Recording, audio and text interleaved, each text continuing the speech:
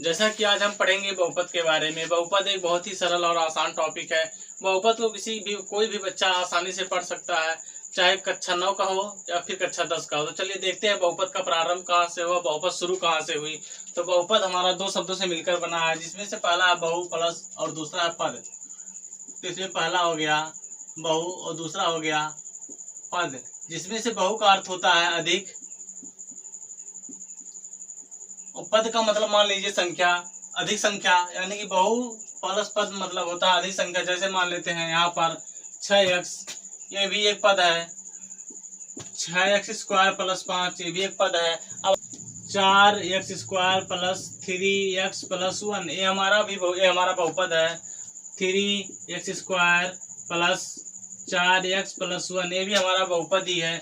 या फिर मान लेते हैं 6x square plus 5x plus 1, ये भी हमारा बहुपद ही है। अब हम लोग बहुपद के बारे में पहले पढ़ेंगे। एक पदीय बहुपद क्या होता है, दो पदीय बहुपद क्या होता है और तीन पदीय बहुपद क्या होता है।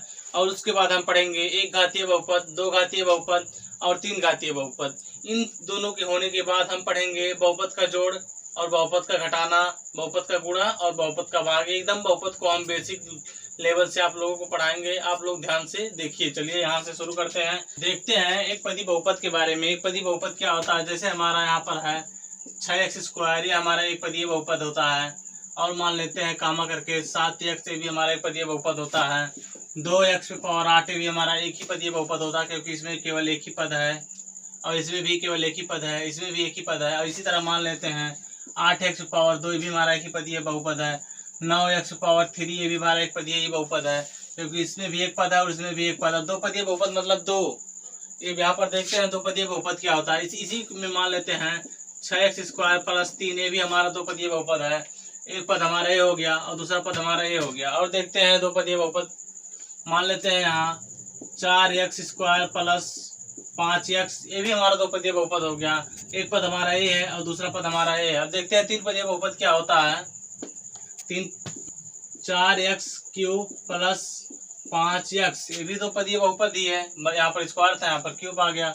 यहाँ पर ले लेते हैं 6x प्लस 2, ये भी हमारा दो पदीय बहुपद ही है। अब देखते हैं हम लोग तीन पदीय बहुपद के बारे में। तीन पदीय बहुपद 6x square plus 5x plus 2, ये हमारा तीन पदीय बहुपद है, क्योंकि यहाँ पर एक पद और ये दो पद और ये तीसरा पद है। और इस तरह देखते हैं 7x square plus 14x plus 7, 14x plus 7, ये भी हमारा तीन पदीय बहुपद है। एक पद इसमें भी तीन पद है, इसमें भी तीन पद है, हमारा तीन पदीय बहुपद है। अब फिर से देख लेते हैं पदीय बहुपद। एक पदीय बहुपद में केवल एक ही पद होता है, जैसे ए हुआ और 2x पावर 8, 8x स्क्वायर। और दो पदीय बहुपद देख लेते हैं 6x स्क्वायर इतना और प्लस 3 इतना, दो पदीय बहुपद हुआ। 4x स्क्वायर प्लस 5x, ये भी दो पदीय बहुपद हुआ। और यहाँ पर देखते हैं 4x cube plus 5x, 6x plus 2, ये भी हमारा दो पदीय बहुपद हुआ। अब देख लेते हैं तीन पदीय बहुपद के बारे में। 3 देख लेते हैं तीन पदीय बहुपद के बारे में। 6x square plus 5x plus 2, इसमें तीन पद हैं, एक पद हुआ, दूसरा पद है, तीसरा पद है। तीन पद है और इसे हम कहते हैं तीन पदीय बहुपद। इसमें देखते हैं 7x square plus 14x plus 7, इसमें तीन पद है, अर्थात इसे हम कहते हैं तीन पदीय बहुपद। अब हम लोग पढ़ते हैं एक घातीय किसे कहते हैं, दो घातीय और तीन घातीयों के बारे में। तो चलिए इतना के स्क्रीनशॉट ले लीजिए, तब तक मैं आगे बताता हूँ। चलिए देखते हैं एक घात बहुपद किसे कहते हैं, जिसमें एक घात होता है, एक घातीय बहुपद कहते हैं। जैसे मान लीजिए 6x प्लस 4, इसमें x पे पावर एक ही है, इसलिए हम इसे एक घात बहुपद कहते हैं। लेकिन अगर इसे हम पद में देखें, एक पदीय बहुपद है, दो पदीय, तो दो पदीय बहुपद है। 6x प्लस 4 दो पदीय बहुपद है और एक घातीय बहुपद है। और मान लेते हैं यहाँ पर देखते हैं 7x प्लस 2, ये भी हमारा एक घातीय बहुपद है, क्योंकि इसमें x पावर घात 1 है। तथा 3x प्लस 1, इसमें भी x पे पावर 1 ही दिया गया, इसलिए ये भी एक घातीय बहुपद है। और 4x प्लस 5, किसी भी बहुपद में यदि x के घातों की संख्या एक है तो उसे ही हम कहते हैं एक पदीय बहुपद। इसमें देखते हैं 6x प्लस 4 में यहाँ पर x पर पावर 1। लेकिन अगर दो घात बहुपद के बारे में जाने तो ये होता है किसी भी बहुपद के चर में अगर उसका सबसे बड़ा घात 2 है तो उसे हम कहते हैं दो घातीय बहुपद। जैसे देख लेते हैं 2x² + 5, ये हमारा दो घातीय बहुपद है। इसमें x पावर 2 घात है। 3x² + 5, ये भी हमारा दो घातीय ही बहुपद है। मान लेते हैं यहाँ पर 6x² + 3, ये भी हमारा दो घातीय ही बहुपद है क्योंकि इसमें घातों की संख्या 2 है। इसी तरह मान लेते हैं 7x² + 1, ये भी हमारा दो घातीय ही बहुपद है क्योंकि इसमें घातों की संख्या 2 है। अब फिर देखते हैं तीन घातीय बहुपद किसे कहते हैं। तीन घातीय बहुपद में चर के घातों की संख्या अगर सबसे अधिक 3 है तो उसे हम कहते हैं तीन घातीय बहुपद। तो यहाँ देखते हैं 6x³ + 5x + 1, यह हमारा तीन घातीय बहुपद है क्योंकि इसमें घातों की संख्या 3 है।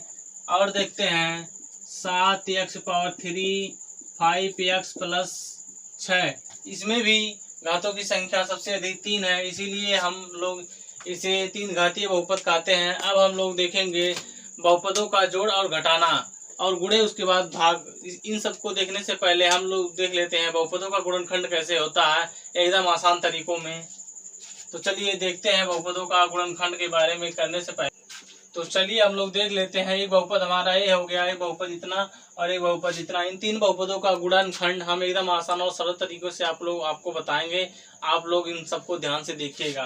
तो यहाँ पर देखते हैं जो हमारा x² + 5x + 6 दिया गया है, x² से पहले यहाँ पर 1 है और ये 6 है। जब इस 1 को 6 से गुणा करते हैं तो यहाँ पर आ गया 6, यानी कि 5x को, ये बीच वाले संख्या को इस तरह से गुणा जोड़ना है कि जोड़ने पर 5 आया, गुणा करने पर 6। तो यह क्या ऐसी भी कोई संख्या है जो गुणा करने पर 6 आता है, जोड़ने पर 5? हाँ, है ऐसी संख्या। तो देखते हैं यहाँ पर हमारा हो गया x² + 3x + 2x। अब देखते हैं यहाँ पर 2x + 3x जब जुड़ा तो आपस में 5x हो गया, लेकिन अगर इसको गुणा करें तो 6 हो जाएगा। उसके बाद लिखते हैं +6। अब इन दोनों को एक खंड और इन दोनों को एक खंड मानते हैं। तो यहाँ पर देखते हैं इन दोनों में x कॉमन है तो कॉमन ले लेते हैं। x कॉमन ले लिया तो x + 3 बचा और यहाँ पर 2 कॉमन ले लिया तो x + 3 बचा। अब यहाँ देखते हैं x + 3 दोनों में है तो यहाँ पर लिख लेते हैं x + 3। उसके बाद दूसरे कोष्टक में x + 2। तो जी हाँ दोस्तों, हमारा पहला सवाल का गुणनखंड हो गया एकदम आसान तरीके से। x² को 6 में जब गुणा करते हैं तो 6x² हो जाएगा, सीधी सीधी इस भाषा में समझ लीजिए। उसके बाद 5x को इस तरह जोड़ना है कि जोड़ने पर 5x आए और गुणा करने पर 6x² आए। तो यहाँ पर देखते हैं 6 3 दूना 6x² हो जाएगा, गुणा करने पर 3x और 2x को जब हम गुणा करेंगे तो 6x² हो जाएगा, लेकिन अगर इसको जोड़ेंगे तो 5x हो जाएगा। उसके बाद इतने को पहला पद और इतने को दूसरा पद मान लेते हैं। इन दोनों में से x कॉमन ले लेते हैं, x + 3 बचता है। और उसके बाद इन दोनों में अगर 2 कॉमन ले लेते हैं तो x + 3 बचता है। इन दोनों में x + 3 है तो x + 3 कॉमन ले लेते हैं, बाकी बचा x + 2। x + 2 हम लोगों ने यहाँ पर लिख दिया। अगर हम इस सवाल को काटा मारना चाहें कि हमारा सवाल जो हमारा गुणनखंड आया है सही है या गलत, तो इसको भी मैं एक विधि आप लोगों को बताता हूँ। इसमें घबराने की कोई बात नहीं है। अगर हम इसका गुणनखंड काटा मारना ही चाहते हैं तो कोई दिक्कत वाली बात नहीं है। एक ही लाइन में हमारा आंसर आया है। ये अगर हम लोग देखना ही चाहते हैं कि हमारा ये आंसर सही है या गलत, तो घबराने की कोई बात नहीं है। हम लोग इसका काटा मारकर तुरंत पता कर लेते हैं कि हमारा आंसर जो है सही है या गलत है। तो यहाँ पर देखते हैं x + 3 गुणे, अगर गुणा कर दिया जाए x + 2 से, अगर हमारा आंसर इतना आ जाता है तो समझ जाएंगे कि हाँ ये जो हमारा आंसर आया एकदम सही है। तो इसको देखते हैं। इसमें गुणा करने का एकदम आसान तरीका मैं आपको बता दूं। इसमें गुणा चाहे इस तरफ से करो या फिर इस तरफ से करो, इसके मान में कोई परिवर्तन नहीं आएगा। तो हम लोग गुणा इस तरफ से करते हैं। तो यहाँ से जब गुणा करेंगे 2 × 3 = 6 हो जाएगा। उसके बाद 2x प्लस, जब 2x से गुणा करेगा तो 2x हो जाएगा। अब इस पारी आएगी x² की, x की पारी आ गई x की। जब x 3 से गुणा करता है तो +3x हो जाता है। उसके बाद जब गुणा x से करता है तो +x² आ जाता है। यहाँ पर देखते हैं बराबर x² + 5x + 6, यानी कि हमारा जो प्रश्न था वही सेम इस उत्तर का गुणा करने के बाद सेम हमारा प्रश्न वापस आ गया। इसका मतलब है जो हमारा आंसर आया एकदम सही है। अब देखते हैं इसी तरह सवाल नंबर दूसरा। दूसरे सवाल में दिया गया है x square plus 4, x square plus 4 को यानी कि इतने को जब इतने इतने को गुणा कर देते हैं तो 4 एक्स स्क्वायर होता है। और जो ये 4 एक्स है इसको कितने खंडों में तोड़ें कि गुणा करने पर 4 एक्स स्क्वायर आए और जोड़ने पर 4 आए। तो ऐसा भी कोई खंड है? हाँ है ऐसा खंड। 4 एक्स बराबर लिख सकते हैं 2 एक्स प्लस 2 एक्स, जोड़ने पर 2 दूना 4 एक्स हो जाएगा, गुणा करने पर 2 दूना 4 एक्स स्क्वायर हो जाएगा। तो चलिए देखते हैं।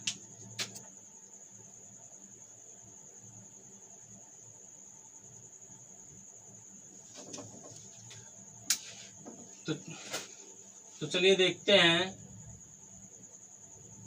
एक्स स्क्वायर लिख दिए यहाँ पर, उसके बाद 4 एक्स को लिखते हैं 2 एक्स प्लस 4, जिसमें से इसको हम एक पद मानते हैं और इतने को दूसरा पद मानते हैं। तो एक्स स्क्वायर प्लस 2 एक्स से जब एक्स निकलता है तो बाकी बचा एक्स प्लस 2, जो कि इन दोनों में कॉमन था। उसके बाद इन दोनों में कॉमन है 2, तो प्लस करके 2 कर देते हैं। उसके बाद एक्स प्लस 2 हमारा हो गया। अब यहाँ देखते हैं एक्स प्लस 2 और दूसरे कोष्टक में भी एक्स प्लस 2, एक कोष्टक में एक्स प्लस 2 जो दोनों में कॉमन था, दोनों में जो कॉमन था एक्स प्लस 2 यहाँ पर लिख दिया। और उसके बाद बाकी बचा एक्स, उसके बाद प्लस 2 भी हमने लिख दिया।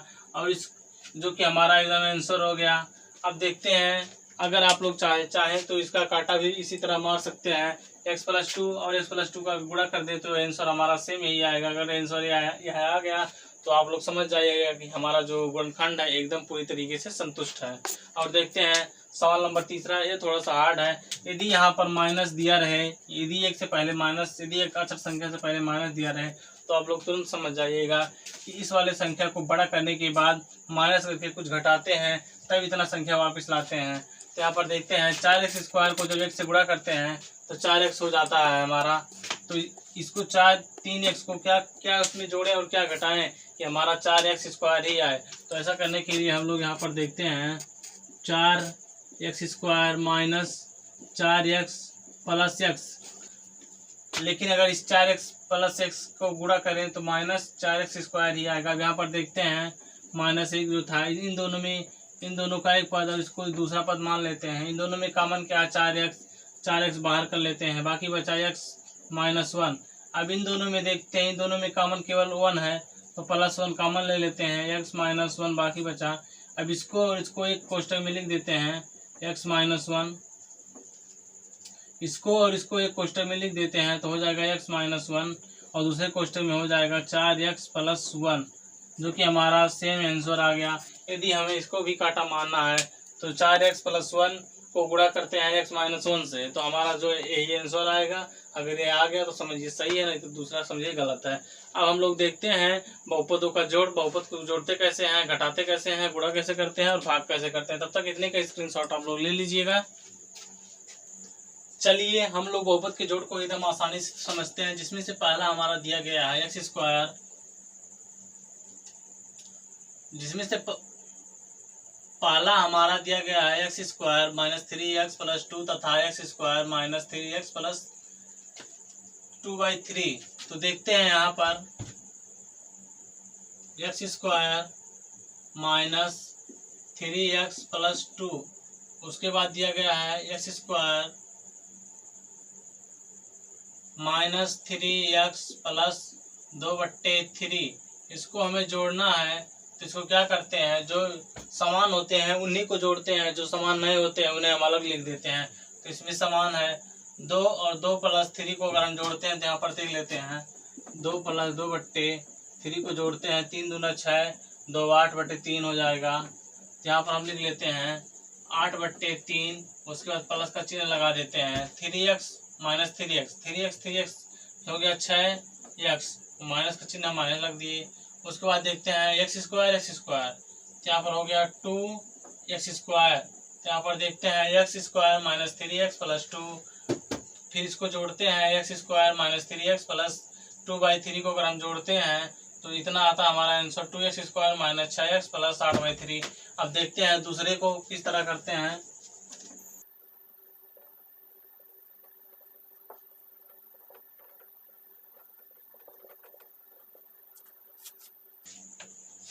चलिए हम लोग इतने को जोड़ते हैं, तो -1 से -4 जुड़ा तो -5 हो गया।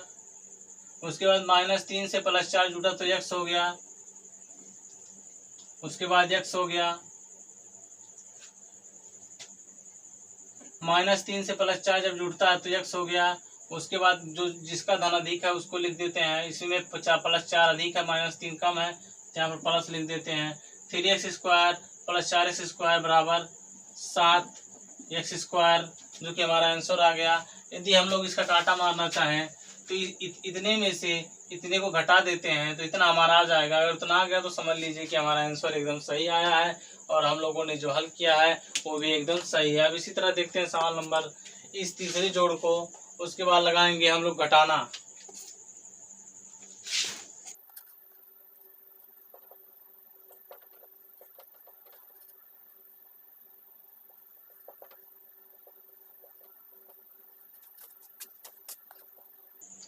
इसको हम लोग जोड़ते हैं। 7 + 3 बराबर 10 हो गया, जिसमें से प्लस था प्लस हो गया। 7t + 12t बराबर हो गया 19t। उसके बाद प्लस का चिन्ह प्लस रख देते हैं। 5t² + 2t² बराबर 7t², जो कि हमारा आंसर आ गया। अगर हम इसको काटा मारना चाहें कि हमारा आंसर सही आया कि नहीं, तो इतने में से इतना घटा देंगे, तो अगर इतना आ गया तो समझते हैं हमारा आंसर सही आएगा। तो चलिए देख लेते हैं एक सवाल का। तो देखते हैं 7t², इसको काटा मारते हैं, काटा लिख देते हैं पहले।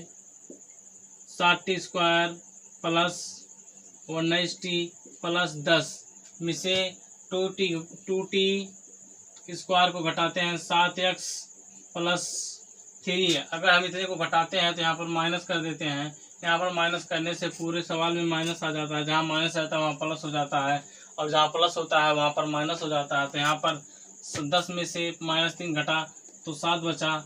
19t में से -7t घटा तो 12t बचा। उसके बाद 7t² में से -2t घटा तो 5t² बचा। देखते हैं हमारा सेम ये वाला आंसर इस वाले आंसर से मैच कर रहा है, यानी कि हमारा जो हमने हल किया था, यानी कि इन दोनों को जोड़ा था, वो हमारा सेम आंसर है, यानी कि सही है। तो इसी तरह हम देखते हैं इन्हीं सवालों को अगर हम घटाना के रूप में देखना चाहें तो भी कोई दिक्कत नहीं है, देख सकते हैं। तो चलिए देखते हैं इन्हीं तीनों सवालों को घटाना के रूप में। इन सवालों को घटाने के लिए यहाँ पर माइनस कर देते हैं, कोष्टक यहाँ पर लगा देते हैं, और उसके बाद यहाँ माइनस करते हैं। उसके बाद यहाँ पर भी कोष्टक के बाहर माइनस कर देते हैं और कोष्टक बंद कर देते हैं। उसके बाद फिर यहाँ पर भी माइनस कर देते हैं, उसके बाद कोष्टक को बंद कर देते हैं। ये बात हमेशा ध्यान रखिएगा, यदि हमें किसी भी सवाल को, बहुपद के किसी भी सवालों को अगर जोड़ना है तो उसमें कोई परिवर्तन नहीं होता, लेकिन अगर माइनस यानी कि घटाना है तो उसके प्लस वाले चिन्ह को माइनस कर देते हैं, माइनस वाले चिन्ह को प्लस कर देते हैं। ऐसा करने से सवालों को हमें आसानी से घटाया जा सकता है, और यही बहुपद का रूल है कि प्लस वाले चिन्ह को माइनस कर दिया जाए, माइनस वाले चिन्ह को प्लस करके ही घटाया जाए। तो यहाँ पर देखते हैं माइनस पहले लगा दिया, इसका मतलब यहाँ पर प्लस था तो माइनस हो गया, और यहाँ पर माइनस था तो प्लस हो गया, और यहाँ पर क्या हो गया माइनस। उसके बाद हम ही लोग इसको हल करते हैं। तो यहाँ पर देखते हैं 2 - 2/3, जिसमें से 3 दूना 6 -2/3 बराबर 4/3। तो यहाँ पर क्या आ गया 4/3। उसके बाद देखते हैं -3x + 3x को जब घटाएंगे तो कट जाएगा। उसके बाद बाकी इसको भी इसी तरह से करेंगे तो घट जाएगा। तो हमारा आंसर आ जाएगा 0 + 0 + 4/3, अर्थात 4/3। अब क्या देखते हैं x² -3x + 2 से यदि हम घटाएं -x² -3x -2/3 को अगर घटाते हैं तो 4/3 हमारा आंसर आता है। उसके बाद हम लोग देखते हैं इसमें अगर घटाया जाए, माइनस घटाते हैं, माइनस को लगा देते बाहर, तो उसके बाद यहाँ पर देखते हैं माइनस यहाँ पर आ गया प्लस, जहाँ प्लस था वहाँ माइनस, जहाँ माइनस वहाँ पर प्लस। -1 से +4 घटा तो यहाँ पर आ जाएगा 3, और भी प्लस के साथ। उसके बाद -4x + 4x बराबर -7x, कोई परिवर्तन नहीं। उसके बाद देखते हैं 3x² माइनस में है, 4x² प्लस में है, तो यहाँ पर आ गया x² प्लस के साथ, जो कि हमारा घटाने के बाद आंसर आया है। उसके बाद हम सेम वही प्रोसेस इसमें लगाएंगे। यहाँ पर माइनस था तो माइनस अंदर कर देते हैं, माइनस कम कर देते हैं, तीनों में प्लस था तीनों में माइनस कर दिए। 7 प्लस में है 3 माइनस में है तो यहाँ पर आ गया 4, वो भी प्लस में क्योंकि ऊपर प्लस था। 12 टी प्लस में है, माइनस 7 टी माइनस में है तो इसको कर देते हैं 5t। उसके बाद 5t स्क्वायर प्लस में है, माइनस 2t स्क्वायर माइनस में है तो यहाँ पर कर देते हैं 3t स्क्वायर, जो कि हमारा प्लस में था, प्लस में आ गया। तीनों का मान प्लस में आता है क्योंकि ऊपर जो मान सभी अधिक हैं, नीचे वाले मान कम है, घटाने के बावजूद भी तीनों प्लस में आते हैं तो हमारा जो है तीनों आंसर हो गया। उम्मीद करता हूँ कि आप लोग बहुपद का जोड़ घटाना और गुणनखंड और बहुपद ज्ञात करना सभी तो जान ही गए होंगे। अब हम देखते हैं बहुपद के गुणा और भाग के बारे में। तो चलिए इतने का स्क्रीनशॉट ले लीजिए, उसके बाद हम बहुपद का गुणा और भाग के बारे में अधिक विस्तृत ज्ञान अध्ययन करते हैं। बहुपद के गुणा और भाग के बारे में विस्तृत अध्ययन करते हैं। चलिए हम लोग पहले छोटे छोटे बहुपदों का गुणा करके देखते हैं। x प्लस 5 और का गुणा कर दें x प्लस 6 से तो देखते हैं क्या होगा। x प्लस 5 है, x प्लस 6 है। अगर हमें इसका गुणा करना रहे तो यहाँ पर गुणा चाहे हम लोग इधर से शुरू करें या फिर इधर से, इसमें कोई दिक्कत नहीं होती है। तो गुणा हम लोग इधर से शुरू करते हैं। 6 में 5 का गुणा हुआ तो 30 हो गया। उसके बाद प्लस करते हैं, 6 का गुणा x में करते हैं तो 6x हो जाता है। उसके बाद क्या करते हैं, x का नंबर आता है, x को 5 से गुणा करते हैं तो 5x हो जाते हैं। उसके बाद x का x से गुणा करते हैं तो x स्क्वायर हो जाता है। तो यहाँ पर देखते हैं क्या हुआ, x square plus 5x, x square plus 11x plus 30, जो कि हमारा x plus 5 into x plus 6 का गुणा है, यानी कि मल्टीप्लाई किया है। उसके बाद हम लोग देखते हैं यहाँ पर x प्लस 2 x स्क्वायर, देखते हैं हम यहाँ पर x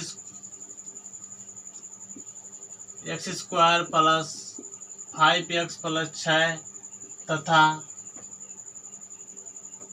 बराबर तथा x प्लस 2 का अगर हम लोग गुणा करते हैं तो यहाँ पर हो जाएगा x square plus 5x plus 6 x plus 2, जिसमें से x का पहले 2 से 6 में गुणा करते हैं तो यहाँ पर हो जाएगा 12। उसके बाद 2 का गुणा 5 में करते हैं तो हो जाएगा प्लस 10। उसके बाद 2 का गुणा x स्क्वायर में करते हैं तो यहाँ पर हो जाएगा 2x स्क्वायर प्लस, उसके बाद x का गुणा 6 में करते हैं तो यहाँ पर हो जाएगा 6x, x का गुणा 5x में करते हैं तो हो जाएगा 5x स्क्वायर। उसके बाद प्लस करके x स्क्वायर का गुणा x भी जब करते हैं तो यहाँ पर हो जाएगा x क्यूब।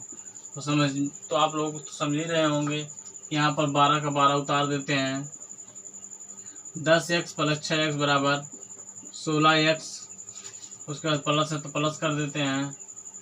यहाँ पर देखते हैं 5 दूना 7x, स्क्वायर था स्क्वायर प्लस था प्लस कर दिया, x क्यूब कर दिया।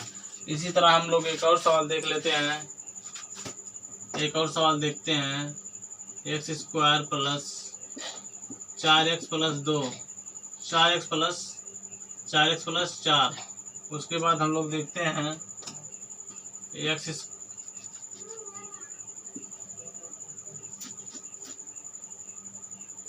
देखते हैं दूसरा सवाल हमारा x square plus 4x plus 4, ये हमारा सवाल नंबर तीसरा है, तथा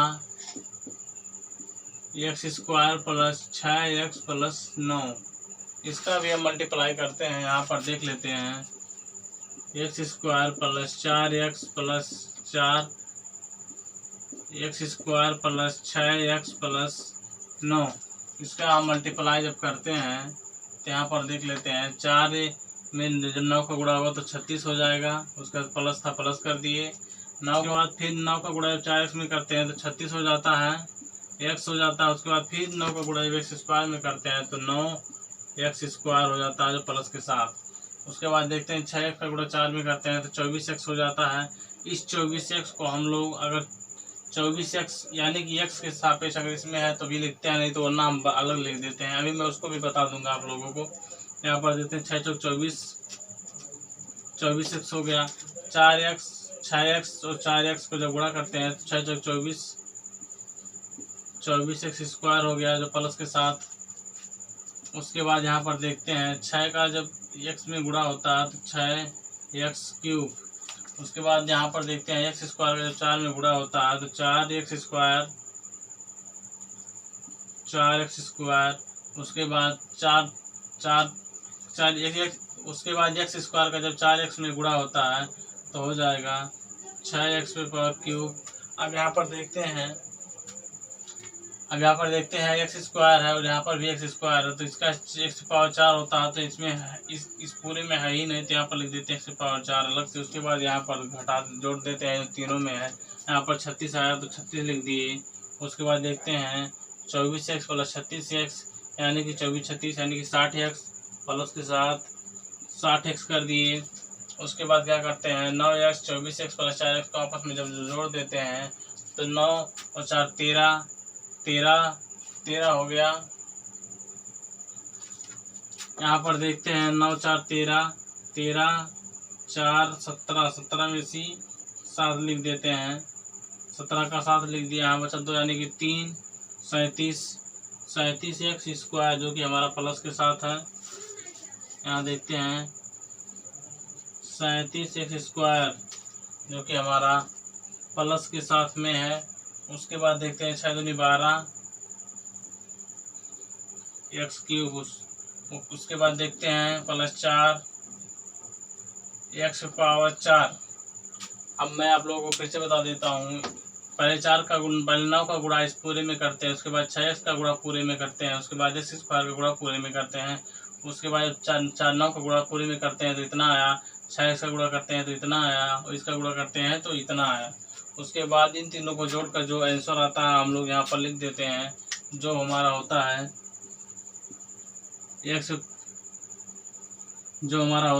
x power 4 plus 12x power 3 plus 37x power 2 37x power 2 plus 60x plus 36 जो कि हमारा आंसर आ गया है। अब इसके बाद हम लोग इसी तरह भाग भी देख लेते हैं थोड़ा सा। अगर इसमें कोई कंफ्यूजन हो तो कमेंट में बताइएगा, मैं इसको और विस्तार से बताऊंगा। और जब चैप्टर शुरू करूंगा बहुपद का तो भी मैं उसमें विस्तार से बताऊंगा। तो देखते हैं भाग। अगर स्क्रीनशॉट लेना है तो ले लीजिए जल्दी से।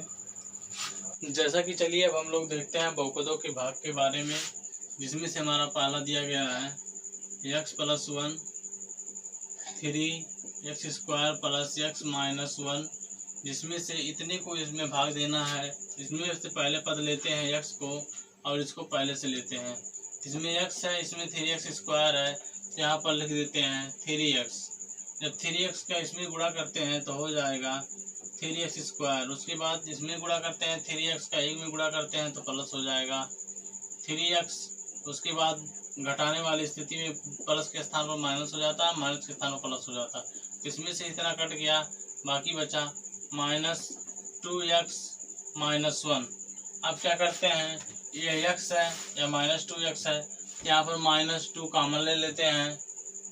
उसके बाद माइनस 2 से जब x में गुणा करते हैं तो माइनस 2x, उसके बाद माइनस 2, जिसमें से इसको प्लस हो जाएगा माइनस की स्थिति। जब उसको घटाएंगे, भाग करने के बाद घटाते हैं, जब घटाते हैं तो इतना आ गया। उसके बाद इसको प्लस कर देते हैं, ये वाला इससे कट गया, इसमें 1 आ गया। इसमें देखते हैं अब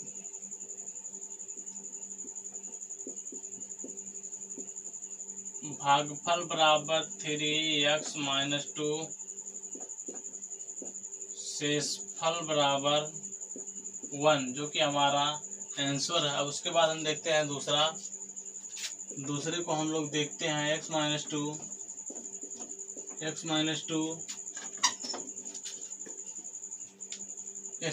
को इसमें से भाग देते हैं x क्यूब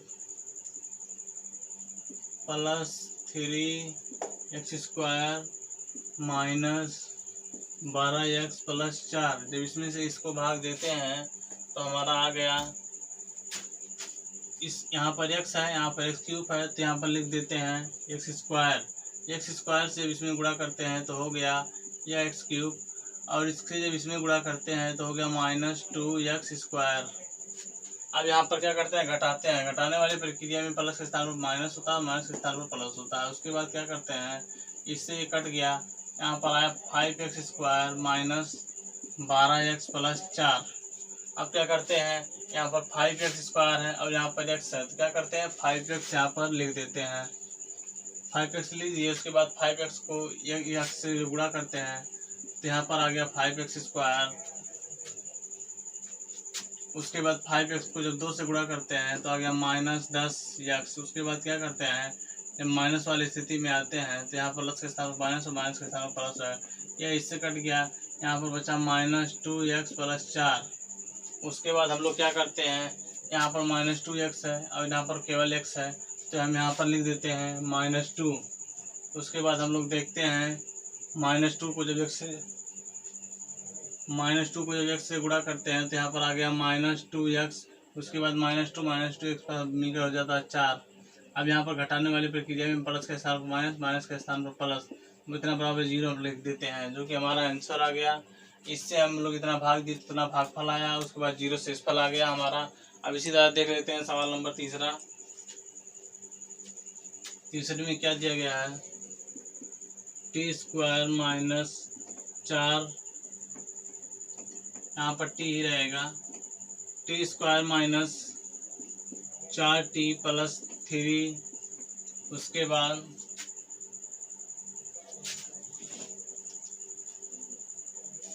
यहाँ देखते हैं t² माइनस 4t प्लस 3। उसके बाद ये वाला पूरा लिख देते हैं, t³ minus 3t² minus 3t²। उसके बाद -t,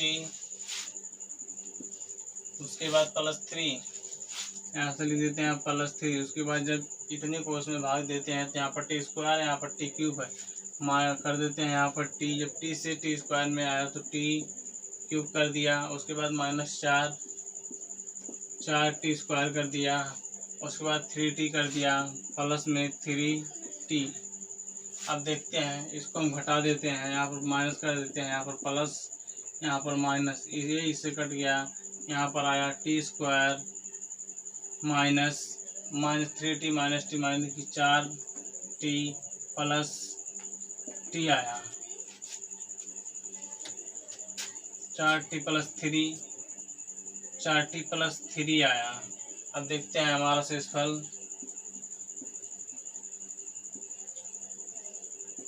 बराबर t² माइनस 4t प्लस 3, जबकि भागफल बराबर हमारा हो गया केवल t। ये वाला केवल t हमारा भागफल हो गया, केवल t हमारा भागफल हो गया, और शेषफल आ गया t² माइनस 4t प्लस 3। दोस्तों, अब मैं उम्मीद करता हूँ कि आप लोग बहुपद पहले पहचानना जान गए होंगे कि एक पद बहुपद है, 2 पद बहुपद है, 3 पद बहुपद है। उसके बाद एक घातीय बहुपद, 2 घातीय बहुपद और 3 घातीय बहुपद भी पहचान गए होंगे। अब हमने आपको बता दिया बहुपद का जोड़, घटाना, गुणा और भाग भी यहाँ पर लिख दिया। अब आप लोग स्क्रीनशॉट ले लीजिए और दोहराइए। अब मैं चैप्टर वाइज आप लोगों को बहुपद के बारे में अधिक से अधिक जानकारी देते चलूँगा और आप लोग मन से लगाते चलिए।